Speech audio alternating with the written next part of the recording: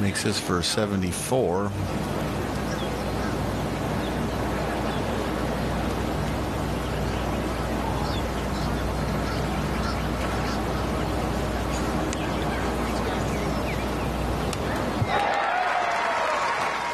not? Sink the last one. Poulter has bounced back time and time again after disasters here. So after all that carnage by Poulter, he ends up birdieing the last two and is just one short of the playoff, if you can believe that. 5 balls in the water and he loses by 1. I can't believe much of anything that's happened on this final round. What we do know is that Padraig Harrington at age 43 has got himself in a sudden death playoff. We'll start at the 18th, go to 17, back to 18 if necessary. One more look at the Harrington birdie that got him into the playoff. 10 years ago, he won this tournament for the first of his PGA Tour wins in 2005. Can he do it again? Well, if the second leg of our Florida swing is half as entertaining as this been, the Trumpster's in for a treat when the tour heads down. Top 50 players in the world at his place at Trump National Doral. It's where Patrick Reed rose to the occasion with another one of his 4 victories. Called himself a top 5 player in the world.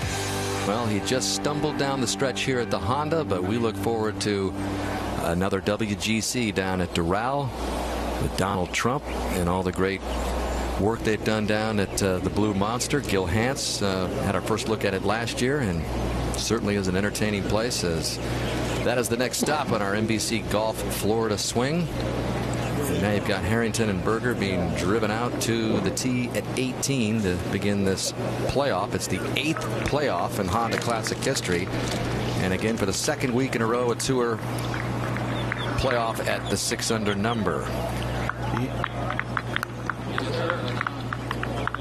So let's try to even add some more perspective to what we've seen. Harrington and Berger emerge as the playoff duo. Poulter, man, who had the 54-hole lead, 74 for him, just one off the playoffs number at 6 under. Paul Casey was right there as well. Russell Knox had a strong finish. He was a part of the 4-man playoff, just outside of it this year. Jim Herman, the first round leader, 69, solid top 10 finish for him. Luke Donald trying to regain his winning ways as well. Another good one for him. And Phil Mickelson tied for 17th after starting the round at tied for 5th.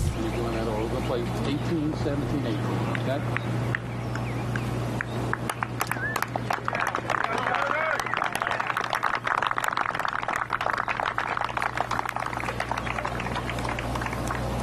So, as we mentioned, Johnny, it has been a while since Berger's been on the course. You're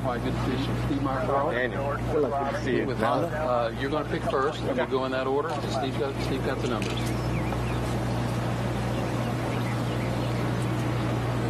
2. Okay. 100, you're up. Check your clubs, guys. All set. Ball. Okay, we're going to play 18, 17, 18. Okay? Again, they'll head back to 17 if it's not decided here at 18. And Harrington will have the honor. 22 years the senior of his competitor. Well, both players, a win would do a lot for their careers. So for Padraig to make that birdie on the last hole had to be good for his confidence in future tournaments. In December, Harrington did win the Indonesia Open on the Asian Tour, his first worldwide win in some 5 years. He said 5 tournaments ago I won, so it's not like it's totally alien, as he used in his words. He used to play down the right side. A little draw. Looked like he hit a pretty good one. Up the right. I don't think he got it all. Yeah, he's not happy with it, but I think it's a layup hole for him in the fairway. I don't know how much that wind has freshened, Roger. Well, Berger can bust it. Go with the marker? Yeah, that's nice. Maybe serving up a little burger with extra cheese here. It's going from burgers to filet mignon in a minute, maybe.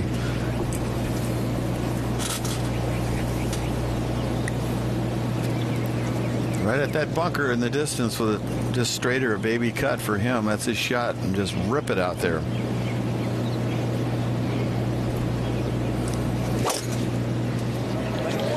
This one is right down the center, dead into the teeth of the wind. Going to play very long right now. I think I'm not sure he can reach from there. All right, well, we have a moment. Let's head down to Steve Sands. Dan, thank you. We are with Ian Poult. You had chances to win this one. Where do you think you got away from you a little bit there on the back nine, Ian? It's a number of shots over. It's not just the back nine. When I look at the front nine, when I look at the soft shot, I was trying to hit the 8-iron. Yesterday was a soft shot, and I've shanked it. I've tried to hit an easy tee shot off the next and pulled it. Every time I went to hit a soft shot, which is something I'm working on right now, if I hit a soft shot, the tendency is I've got a chance of pushing it. I perhaps should have stood up and maybe hit a harder shot. I hit the soft 7 into 11, make double. Hit a lovely shot into 13, hits the stick, which was a shame. I mean, if it misses the stick, it's pretty stiff, to be honest. And then I'm swinging a soft driver off the next, straight right, in trouble. So 3 soft shots have got me in a lot of trouble this week, and I guess it's back to the drawing board and keep working on those weaknesses that I have, and that's one of the weaknesses. The good's good. The good's good enough to win. I know that. I've known that for a long time. It's just bitterly disappointing to put myself in the position I have to play as well as I've played. Greens in reg number was good. Proximity to the hole number was great. I was rolling a few putts in. My short game was on, and a couple of loose shots right there has cost me this tournament. And it's a shame to hand tournaments away. I mean, you don't mind being beaten fair and square. And good luck to the boys that are out there in the playoff. But I've handed one away this week, and it's going to hurt because making triples and doubles just doesn't get it done, and it's a shame. I shouldn't do that. I mean, I don't make a bogey in round 3, and it's pretty flawless, and then 3 soft shots have cost me. We appreciate the time as always. Thanks, Ian. Absolute pleasure, Steve. Dan, Johnny, back to you guys. Pretty classy of Poulter to give that detailed assessment when he's going through some bitter disappointment, but that pretty much summed it up. Yeah, I mean, a lot of players would be in the car right now. So, yeah, I hand it to him for facing it like a man. He'll be in the Ferrari in about 2 minutes. That might soften the blow. Yeah. Johnny, let's take another look at Daniel Berger's swing here. You talked about how high the hands are, and it's in a shut position. Look where his eyes are looking as he makes contact with the ball. It's amazing. These young guys, they tend to rotate the upper body through, and oftentimes the head goes with it, not even looking at the ball when they make contact. Yeah, it's a big golf swing. Yeah, very strong. Creates a lot of speed. So Harrington is away. First to hit his second here at 18. Yeah, it has 296 yards into this breeze. There's no way, so it's a layup down the left and try to get an angle for his third like he did last time around. Okay, from there. So there we go. He's at 275.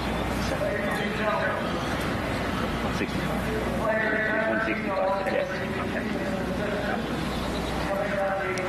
And for the bunker as well? Bunker is going to be 185. We have to switch that with it. 165, 180. It's 270 less time. What 275? You're adding 5 on it. 277 minus 2. Okay. 275 slumps we have. No, that's 185. Yes. And the right hand side is what? Right hand side is going to be 165. That's now right. Like we've got another few yards down inside that stake. And the right, I think 3/4. Yes. Right. Sorry, the left is 185. Yes. Are you happy with this, or are you thinking 3/4? 165. Quarter 7. Take it out. Take it out first. Okay. I mean, this is for a layup, folks. This isn't like trying to get it to the 15th hole in a blazing wind. This is a layup with a lot of room.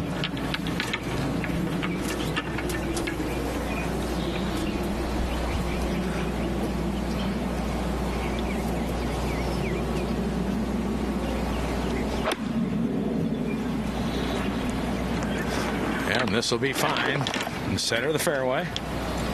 Yeah, the biggest grind layup in history, huh? But he's right in a good position. So now, young Berger, Raj. Excuse me, Mark with the 21-year-old.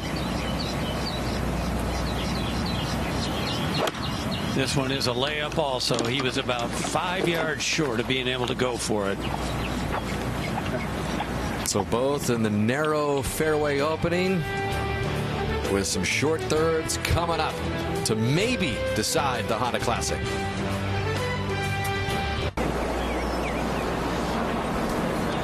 Look up to the green at the par 5 18th, which faces Harrington and Berger now with their thirds. By the way, the update on Daniel's father, the USTA director who's in Scotland at the Davis Cup matches with U.S. captain Jim Courier. They just told me they're on the team bus going to practice now. Now they're down to text updates as they're on their way to the arena. But again, his mom Nadia is here along with a big contingent of family and friends. Those friends, a lot of them played junior golf with Berger, some collegiately at Florida State. So he's got great support here that could witness him with this incredible comeback from 9 back going to the final round. As far as the mindset of Daniel Berger, you know, he played early. He was a chaser. The hole's a little bigger. Then all of a sudden, holy mackerel, I'm in a playoff. I've never been in one on the PGA Tour, so there's a lot of pressure on him. New ground.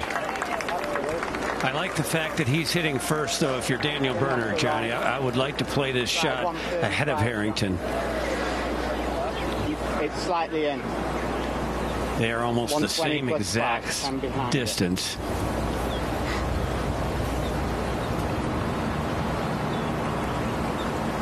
Well, let's see who's got the nerve. Old versus new.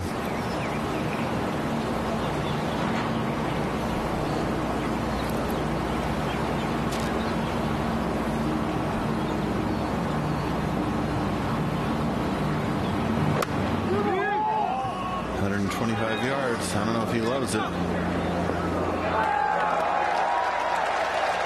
Pretty good. That's a straight putt from there. That's an easy putt. It's right down the fall line. Mom likes it. After he bogeyed the 14th hole yesterday in the 3rd round, he was 11 shots back.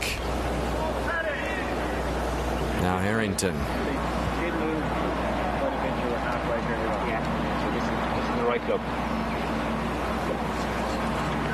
Well, as Mark said, they both had the same yardage. 125 again.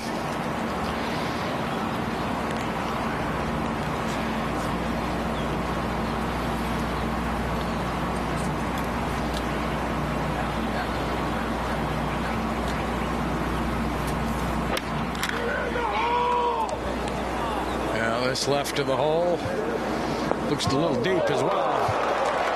Well outside of Berger, but still makeable, but Harrington disappointed. He had that ball so far forward in his stance, he pulled it before he hit it. So the young 21-year-old Daniel Berger trying to join this list, make their first career victory, the Honda Classic since 2000. You look at the winners that did so, and Padraig Harrington is on that list. It was his very first PGA Tour win back in 2005. When the tournament was played across the street at Mirasol. But if Berger can pull this off at 21, he'd be the youngest winner in the 43-year history of this tournament.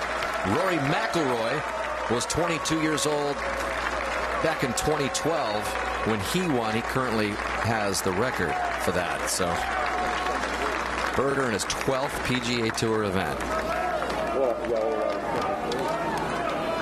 Man, I got raucous gallery right here. and the hometown crowd is cheering on Berger. Let's go Berger, they're saying.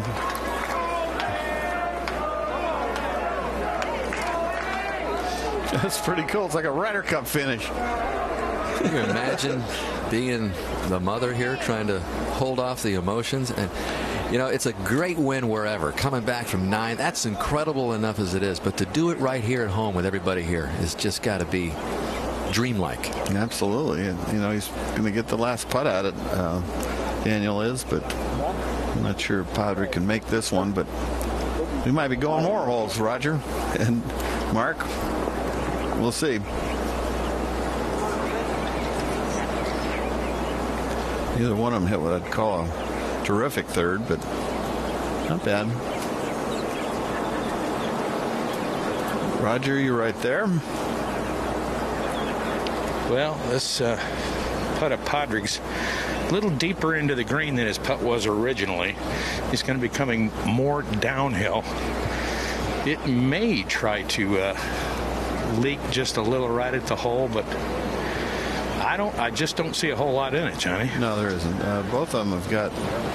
There isn't a lot of break on either one of them.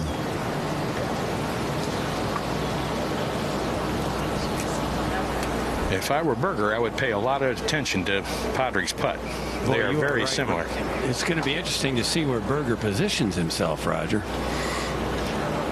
Well, he probably knows his green better than anybody in the whole tournament. Probably played a lot of practice rounds here. Yeah, he grew up, Berger did, playing the Dye Preserve course in Jupiter, and he did so with a lot of PGA Tour players. Will McKenzie and Steve Marino, to name just a couple. Okay, Harrington for birdie. Can he make another long one like he did earlier in the day?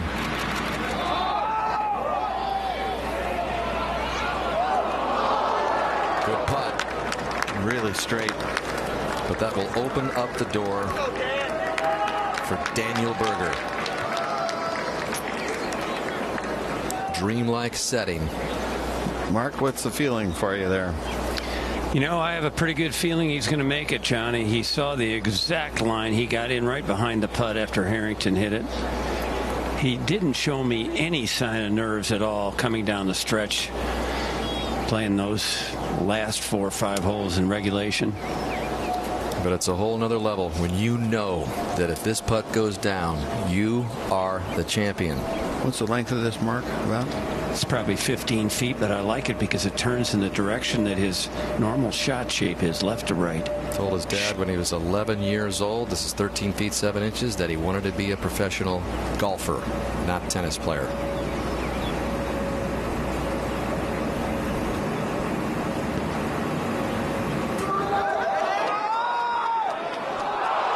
And that one gets by a little ways. That putt does not break right. It is straight as can be. Mom watching the potential winner. A little left coming back.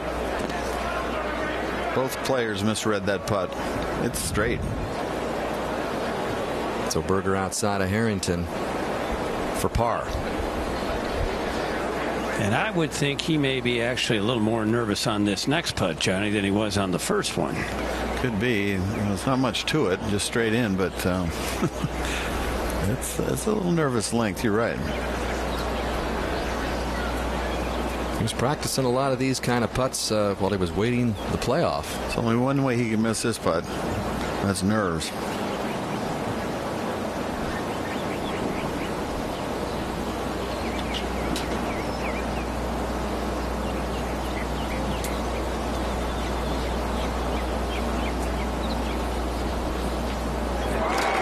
Stroke. So we're just one putt away from heading to the last leg of the bear trap over at 17 to continue this playoff.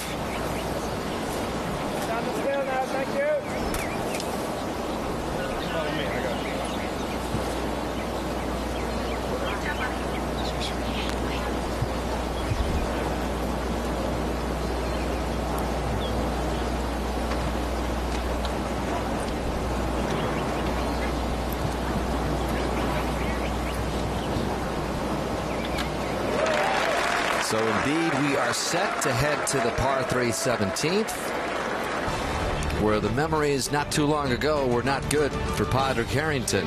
Remember the ball in the water at 17 for Harrington? Led to a double bogey, which forced him to make birdie to tie Berger. He's headed there again when we come back.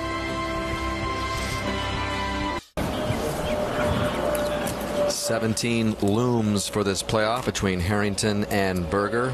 A tale of two 17s, the way they played it earlier in this final round. This was Berger. This was the good play through 17. His tee shot.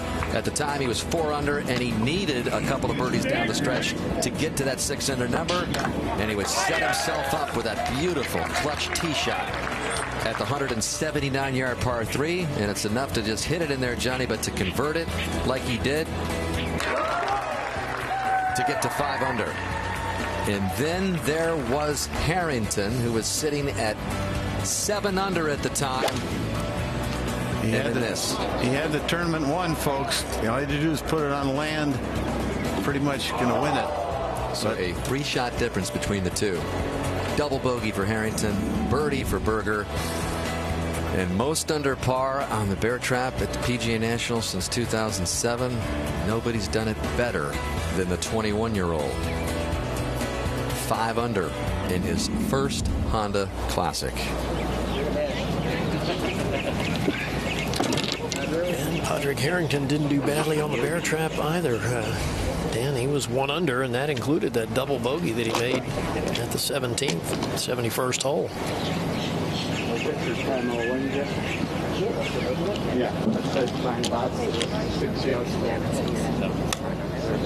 So Harrington plays first, and Raj, in this situation, I'd want to hit first. I'd want to put the ball on the green, put the pressure on my opponent. No doubt about it. You want to hit it somewhere where your opponent can see it. Right? Yeah. And you can see it. It's going to be interesting to see what club selection he goes with. Yeah. It was a 5-iron that he tried to play the soft shot that led to the ball in the water. Well, we're being told that he's got the 5 again. I'm going to assume this one will start further left. Hopefully for him. I know they won't hit till they're ready. That's the one thing I'm sure of.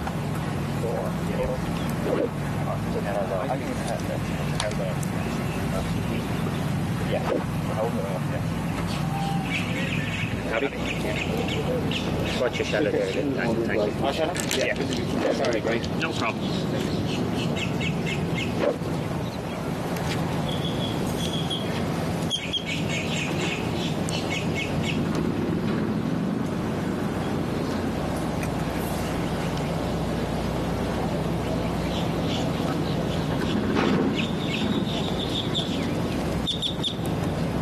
More commotion.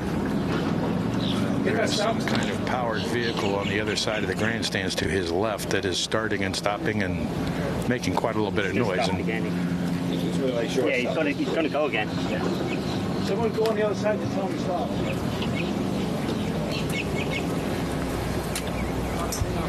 Yeah, thank you.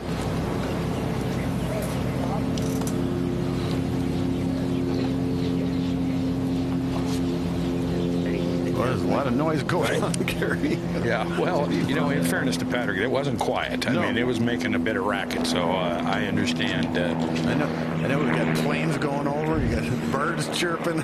Breakfast at the Honda has turned into lunch.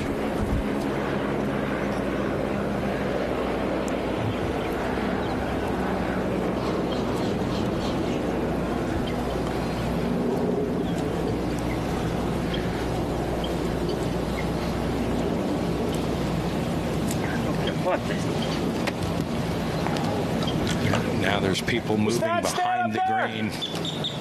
Okay, A lot of commotion here.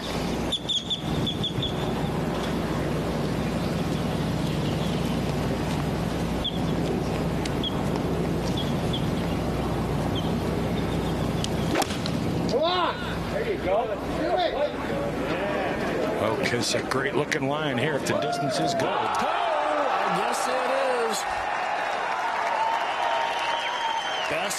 shot we have seen here at 17 in this 4th round. Got it started left that time, Johnny. Yeah, that was pure. Beautiful. Little soft cut up against the breeze. What a shot.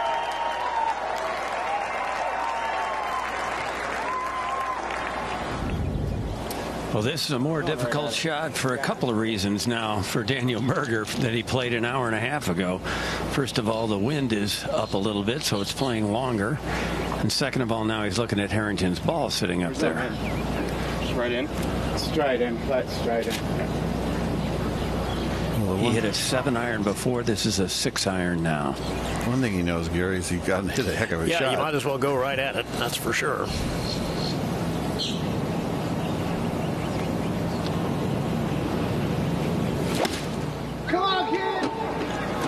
Well, this one is dangerously out to the right.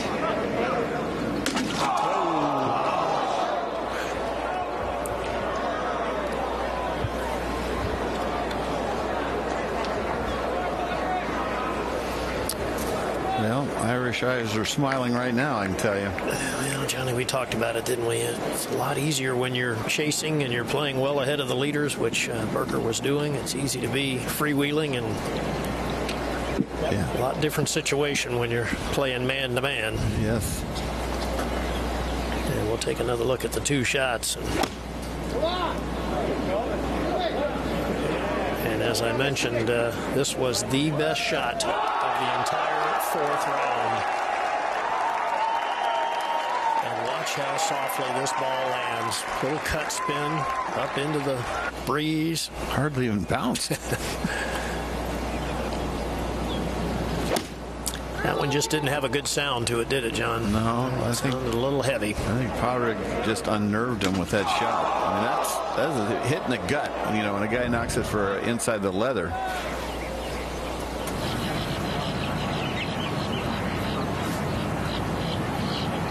I got 109 and 11, 120. Yeah, we'll just put the wood. Just a little bit too much. Take your time, though. Yeah.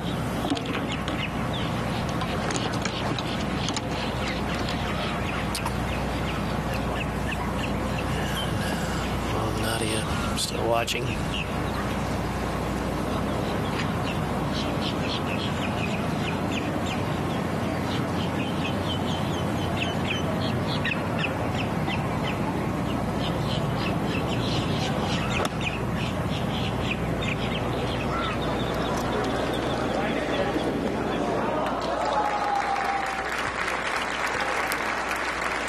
Well, it's a good shot, but a little late. Pretty much a done deal. Almost appropriate, Gary, that you would have kind of a reversal of fortunes on this hole, in this case 17, because the whole week has kind of been like that. Guys like Poulter, who was the poster guy for it all, brilliant at times, would go down the leaderboard, come back up, and then Harrington, just when you thought that maybe that thought of a double bogey would creep into his mind at 17, he stiffs it, and as you talked about, has the best shot of the day of the final round at 17. Funny game. We've seen it from all angles this week, and a guy that examines the game from all angles is going to end up winning it in the most bizarre of ways.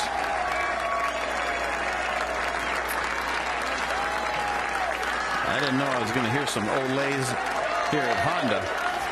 Well, we're just a pitching wedge away from PGA of America headquarters, which of course runs the Ryder Cup. This guy was a mainstay on all those European Ryder Cup teams all the way until 2010, but his game has fallen off. He has not been a part of the Ryder Cup scene in several years now. But who knows, at the age of 43, if Harrington will get his chance to captain a team again or play on a team again. Who knows? It's almost like a Cinderella story for Podrick. You know, the hard work, the embarrassment, the determination, stick-to-itiveness. And of course, Berger has got such a bright future, but a little unlucky that Padraig made the putt to force the playoff. I mean, it looked like Berger is going to win. I mean, the odds of him winning right now are like 70%. And here is the putt that forced the playoff. Again, after a double at 17. Again, that bounce back that we talked about earlier that has been the theme to this tournament. And speaking of Europeans, they are a theme on top of the leaderboard right now. 5 Europeans in the top 6. Berger's the only American right now on the top of the leaderboard or near it. And there's that note. Last winner with 2 doubles in the final round, Von Taylor, 11 years ago. That's got to be add that to the list of crazies. I know. Who could have seen it coming, Dan? Harrington's played 8 events in the 2014-15 season. He's only made 3 cuts, and his best finish was a 56th place tie last week in L.A. You're saying we play a crazy game, Gary? Yes, we do. I don't think there's a crazier one in sports. No.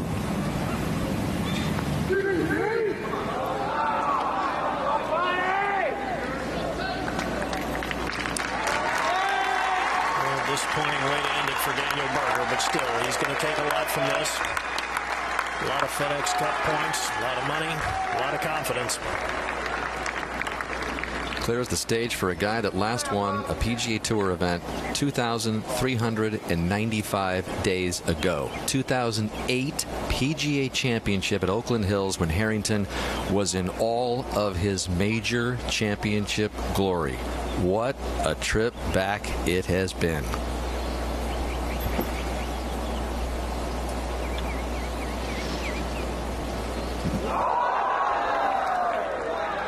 That's what you want to do. Cozy it up there if it doesn't go in. Yeah. Appropriate finish, I would say, to another Honda Classic victory for Harrington, 10 years removed from his first.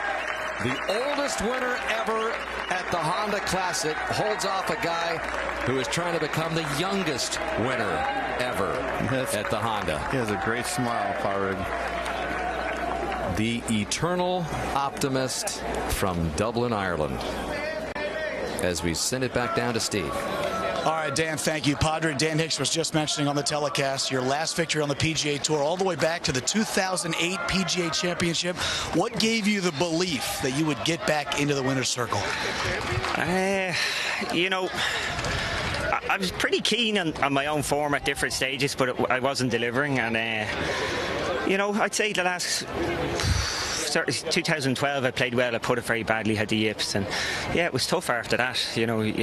But last week I kind of found something in the mental game, which is what's been going wrong. So, you know, I kind of stuck with that this week. It worked half the time. Sometimes it didn't work, but I'm very happy with it. And you know, the one good thing for me is, like, I won in Indonesia. What about 5 tournaments ago, and believe it or not, when I get in contention I can hit the shots. So the problem has been actually when I'm, you know, start of the week, middle of the road shots, easy shots, I'm just not hitting them. When I've got tough shots I can hit them. So I wasn't afraid once I got myself, like the last 9 holes I felt like a different person, say, to when I was 9 under par. You're a 3-time major champion, so you know what it's like to be in incredible form. How would you compare getting to the top of the world versus staying at the top of the world? You do see some changes. God, even thinking about it, like, there's, you know, you kind of go from the penthouse down to the still pretty nice hotels, but yeah, no, there's no doubt on your way back down it's a lot different. But, you know, hopefully this isn't an isolated win. I hope not. You know, I really do believe in myself. As I said, I think I found that mental edge that I've been lacking the last number of years, and, you know, hopefully I'll be able to stick with that going forward and be consistently contending, because I know if I am contending I can win. Congratulations, Padraig. Thank you. He's going back to the Masters, Mark. Yes. He sure is. Well, Daniel Berger, when you have an hour maybe to let this all settle in, how do you believe you look back at this Monday morning? I mean, I think it was a great learning experience, you know, to be in this position, never been in it before. I could tell you that putt I had on 18, that was the most nervous I've ever been in my life, but, you know, it's all a learning process and just get better from it. When you began the fourth round, 9 shots behind, did you still think you could win this golf tournament? Well, I mean, I didn't think that anyone was really going to run away with it, but, I mean, I really played a great final round, and, you know, I did everything I could do to get here, and unfortunately it wasn't my day, but it was an awesome experience. Congratulations on a terrific round. Appreciate it. Dan? Thanks, Mark. How about the high school class of 2011 starting to have a pretty big impact on the game? Talking about other guys in Berger's class. Spieth, Justin Thomas, Patrick Rogers. The game looks pretty good for the future. Again, it's early in Berger's career, but impressive showing at the Honda Classic in front of his hometown fans. Harrington wins it on the second playoff hole, collects the FedEx Cup points, 500. And now we take a look at the top 10 as Harrington moves into the 21st position, and you can see the changes. Patrick Reed, despite the disappointments, does move up 4 spots into the 7th position, and you can see the other jockeying with Jimmy Walker still on top. Coming up next, Morning Drive. We'll try to wrap things up on this Honda Classic Monday. Be sure to join us Thursday starting at noon Eastern Time for the WGC Cadillac Championship, our second leg on the Florida Swing. For our entire crew, Dan Hicks saying so long from Palm Beach Gardens. Padraig Harrington rises above them all.